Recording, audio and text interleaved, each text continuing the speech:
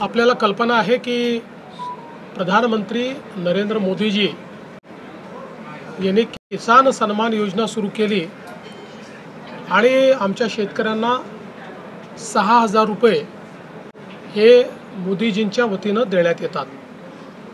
महाराष्ट्रामध्ये महायुतीच्या सरकारने देखील नमो शेतकरी महासन्मान योजना सुरू केली आणि या योजनेत आम्ही निर्णय घेतला की केंद्र सरकारच्या 6,000 रुपयांसोबत महाराष्ट्र सरकार देखील त्याच लाभार्थ्यांना शेतकऱ्यांना 6,000 रुपये देईल, म्हणजे महाराष्ट्रातल्या शेतकऱ्यांना एकूण 12,000 रुपये त्या ठिकाणी मिळतील।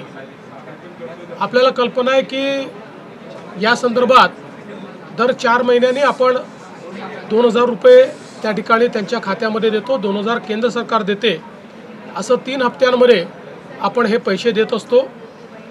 नुकताच प्रधानमंत्री महोदयांनी 20वा हप्ता या योजनेचा त्या ठिकाणी दिला आणि त्याच अनुषंगाने आता आपण देखील आज मंत्रिमंडळ बैठकीनंतर शेतकऱ्यांच्या खात्यामध्ये आपला नमो शेतकरी महासन्मान योजनेचा जो हप्ता आहे तो जमा करण्याकरता आपण कार्यक्रम केला आणि एका क्लिकवर हे पैसे आता जमा झालेले आहेत। जवळपास 91,65,156 एवढ्या शेतकऱ्यांच्या 91,65,156 शेतकऱ्यांच्या खात्यामध्ये जवळपास 1,892 कोटी आणि 61 लाख 1,892 कोटी आणि 61 लाख रुपये हे आपण आज जमा केलेले आहेत।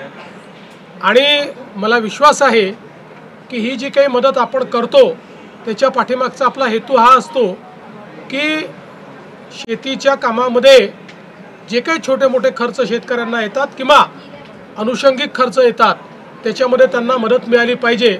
आणि निश्चितपणे आपल्याला कल्पना आहे की या महासन्मान निधीचं सर्वच शेतकरी सातत्याने स्वागत करतात, त्यामुळे आज ते पैसे आम्ही जमा केलेले आहेत।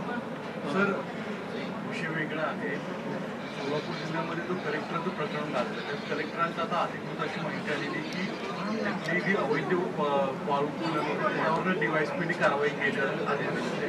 अजित पवारांनी जी धमकी दिली त्याच्यावर आता प्रश्न उपस्थित होतात की अजित पवारांच्या बाबतीत कारवाई का होत नाही। बघा, असं आहे की या संदर्भात जी काही कायदेशीर कारवाई करायची ती कायदेशीर कारवाई झालेली आहे। प्रकरणाची अजून पूर्ण माहिती आणि रिपोर्ट हा माझ्याकडे आलेला नाही, तो जिल्हाधिकाऱ्यांना मी मागितलेला आहे, तो मी मागणार आहे। एक गोष्ट आपण लक्षात घेतली पाहिजे की अजितदादांनीही या संदर्भात स्पष्टीकरण दिलेलं आहे। खूप वेळा समोरच्या बाजूला काय चाललं आहे याची आपल्याला कल्पना नसते। अनेक वेळा आमच्याकडे निवेदनं येतात, त्या निवेदनावर आम्ही कारवाई करा असं लिहितो, मात्र त्या निवेदनात सांगितलेली वस्तुस्थिती आणि प्रत्यक्षातली वस्तुस्थिती यात खूप अंतर असतं। मग अशा परिस्थितीमध्ये अधिकारी आमच्या नजरेस आणून देतात की आपण जरी कारवाई करा म्हटलं असलं तरी यांनी दिलेली वस्तुस्थिती योग्य नाही आहे, खरी स्थिती वेगळी आहे आणि त्या आधारावर कामं होतात। त्यामुळे या संदर्भात आता अजितदादांनी खुलासा केलेला आहे आणि मी स्वतः या संपूर्ण प्रकरणाचा रिपोर्ट देखील मागितलेला आहे। सध्या तरी एवढंच मला असं वाटतं पुरेसं आहे। दुसऱ्या बाजूला राष्ट्रीय पातळीवरती आज उपराष्ट्रपती पदाची निवडणूक आहे। विरोधकांकडून असं म्हटलं जातं की क्रॉस वोटिंग होईल आणि एनडीएतले सुद्धा काही खासदार आमच्या यूपीएच्या उमेदवाराला मतदान करतील। त्यांनी निश्चित स्वप्न पाहत राहावं। मी एवढंच म्हणेन, आगे आगे देखिए होता है क्या। महाराष्ट्रात क्रॉस वोटिंग होईल, आगे आगे देखिए होता है क्या।